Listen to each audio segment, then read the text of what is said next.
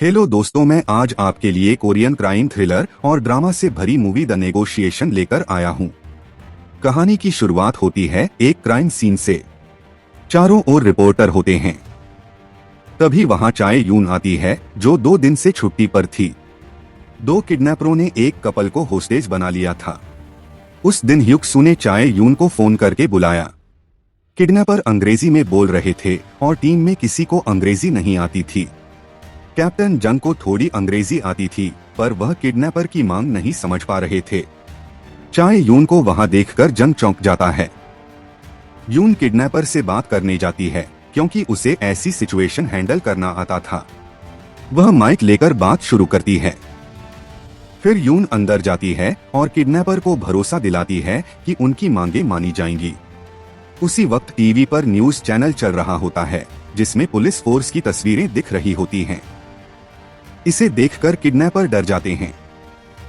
चाय यून उन्हें समझाने की कोशिश करती है, लेकिन वे और घबरा जाते हैं। सीनियर ऑफिसर कैप्टन जंग को फायर का ऑर्डर देने को कहता है। जंग ऑर्डर दे देता है। स्नाइपर फायर करता है और एक किडनैपर को गोली लगती है। तभी दूसरा किडनैपर लड़के को मार देता है और लड़की को दूसरे रूम में ले जाता है। फोर्स टीयर गैस फेंकती है और घर के अंदर घुस जाती है, किडनैपर को मार देती है।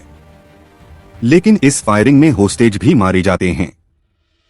चाय यून उन्हें बचाने की बहुत कोशिश करती है, पर वह नाकाम रहती है। इससे यून पूरी तरह टूट जाती है और वहीं रोने लगती है। इसके बाद सीन बदलता है। एक रिपोर्टर किसी से डरकर रिक्शा में बैठकर भाग रहा होता है। वह एक जगह पहुंचता है जहां चारों तरफ से कारें आकर उसे घेर लेती हैं। फिर एक बड़ी गाड़ी वहां आती है जिसमें उस गैंग का हेड बैठा होता है और वही इस मूवी का मेन कैरेक्टर है, मिन डेगू। चाय यून उस घटना के बाद बहुत परेशान रहती है। वह पुलिस स्टेशन आती है और टेबल पर अपना इस्तीफा और बैच रख देती है, पर कैप्टन जंग उसे मना कर देते हैं। वह यून से कहते हैं, तुम कुछ दिन आराम करो, मैं भी फैमिली ट्रिप पर जा रहा हूँ, लौटकर बात करेंगे। वह यून को 10 दिन की छुट्टी दे देते हैं। यून अब अपने घर पर होती है।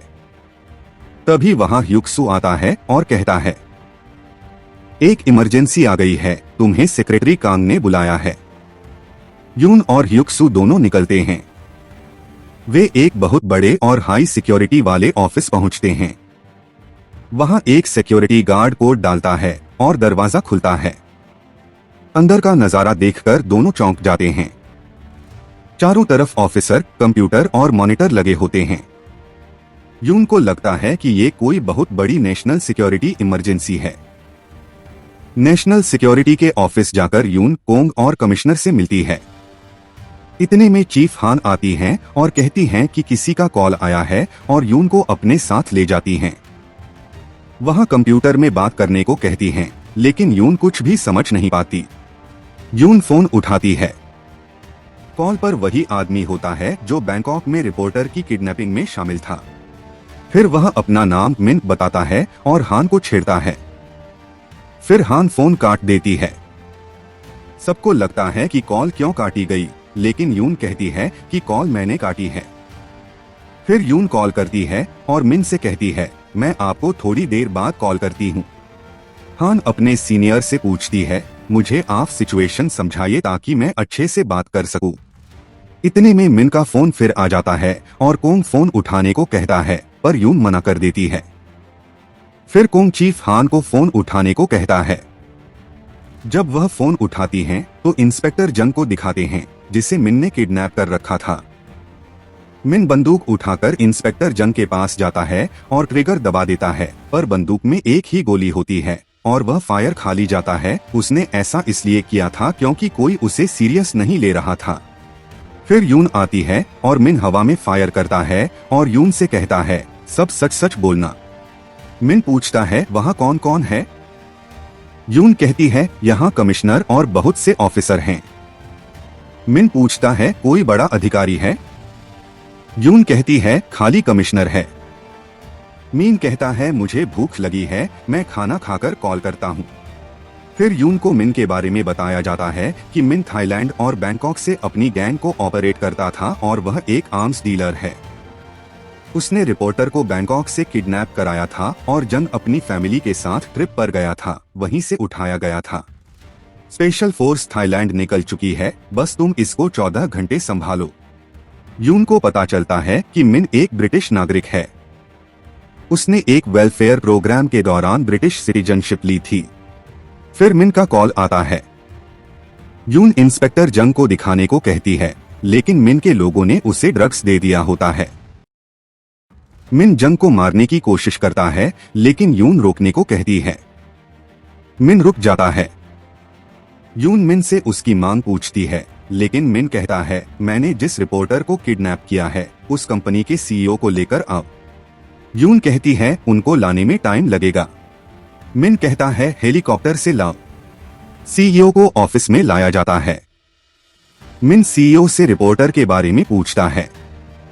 सीईओ ठीक तरीके से नहीं बताता, लेकिन जब मिन उसकी फैमिली को मारने की धमकी देता है और रिपोर्टर के सामने गन लेकर खड़ा होता है, तब सीईओ कहता है, वो मेरा रिपोर्टर नहीं है। फिर सीईओ को बाहर ले जाया जाता है। यून कॉल पर आती है। मिन कहता है, तुम सब जानती हो, मुझसे झूठ बोल रही हो। इतने में मिन उठता है और इंस्पेक्टर जंग को मार देता है।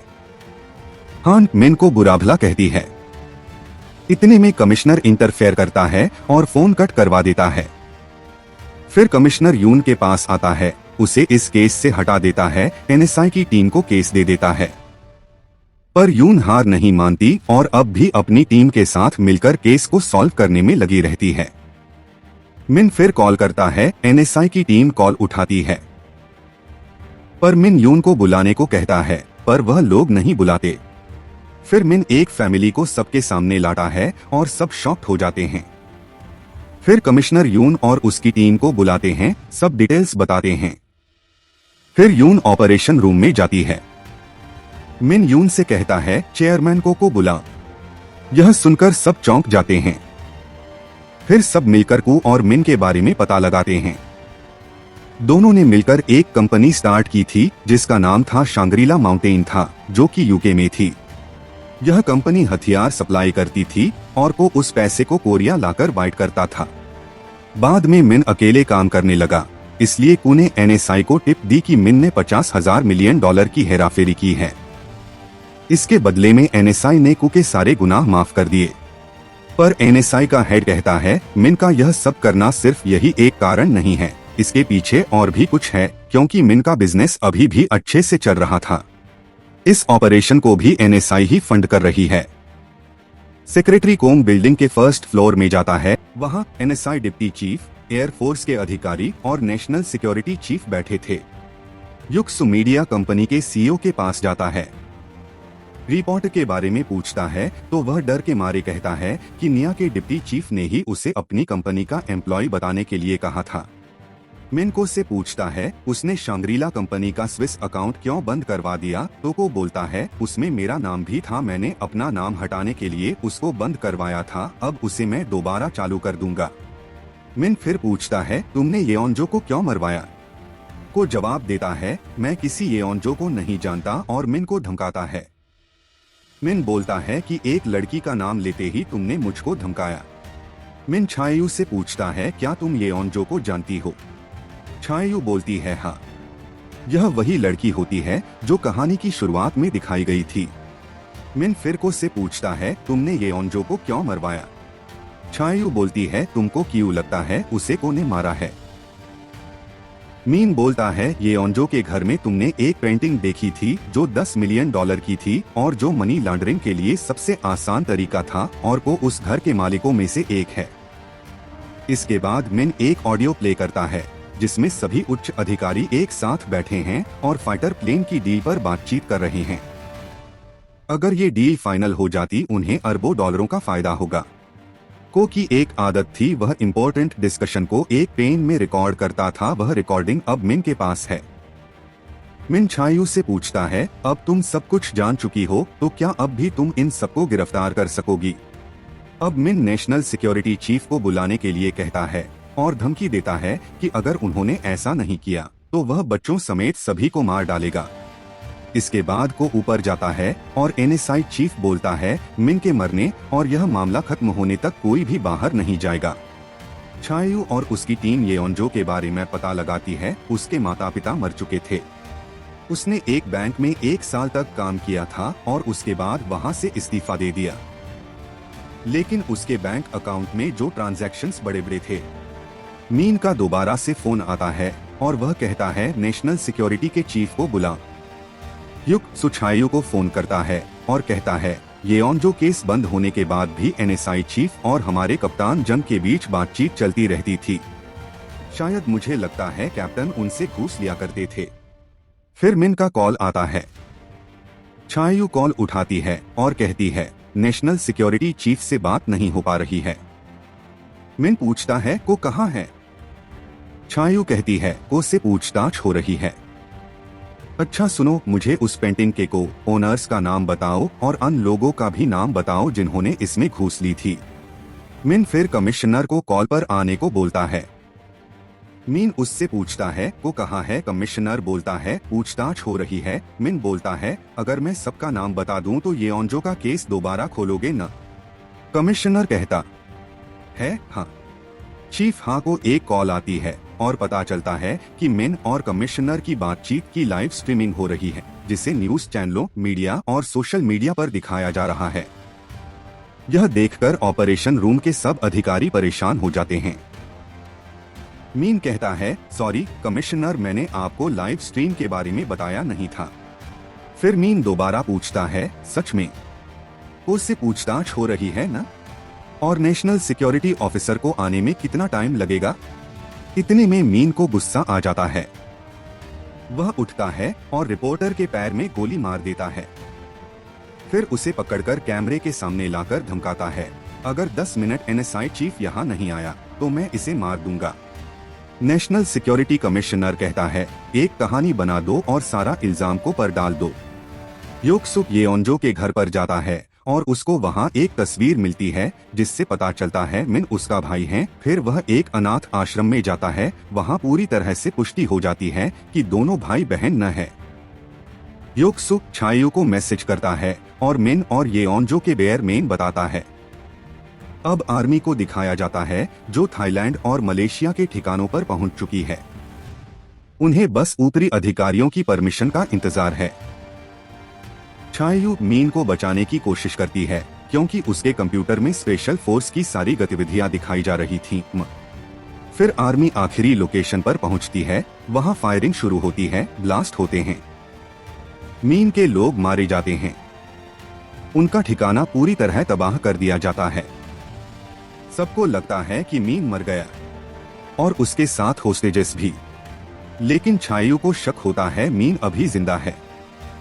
उसे मॉनिटर स्क्रीन पर मीन की एक तस्वीर दिखती है और तभी उसे समझ आता है कि मीन थाईलैंड में नहीं बल्कि कोरिया में था और यहीं से सारा ऑपरेशन चला रहा था। चायू अपनी टीम से कहती है पिछले 2 दिन में जितने लोग बैंकॉक से कोरिया आए हैं उनकी पूरी डिटेल निकालो। जब जानकारी मिलती है तो पता चलता है मीन जून के नाम से एक ट्रेडर बनकर कोरिया में दाखिल हुआ है। योक्सो अब उस जगह पहुंचता है जहां से मिन सारा ऑपरेशन चला रहा था और हॉस्टेजेस को रखा था। सब हॉस्टेजेस सेफ थे और मिन आधे घंटे पहले निकल चुका था।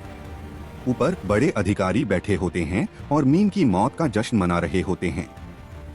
उन्हें नहीं पता मीन अभी जिंदा है। मीन एक कार में आता है अपने साथियों के साथ। सिक्योरिटी गार्ड्स को मारता है और ऑफिसर्स को बंधक बना लेता है।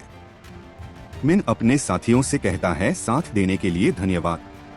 फिर लिफ्ट में अकेला चला जाता है, अपना फोन फेंक देता है और अपने शरीर पर बम बांध लेता है।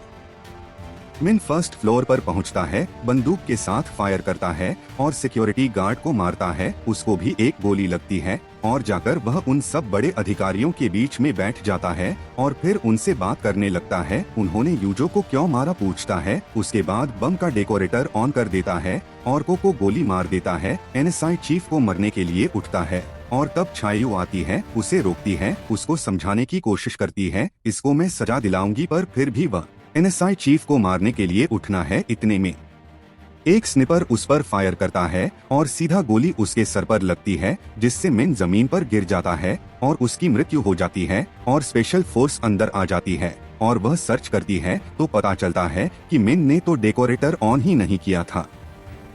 चायू नेशनल सिक्योरिटी इंटेलिजेंस के चीफ के पास जाती है, जो कर में बैठा होता है। उससे बोलता है, आपको मैं सजा दिलवाकर ही रहूंगी, चाहे आप जितना बड़ा वकील कर ले। चीफ वहां से डर के चले जाता है।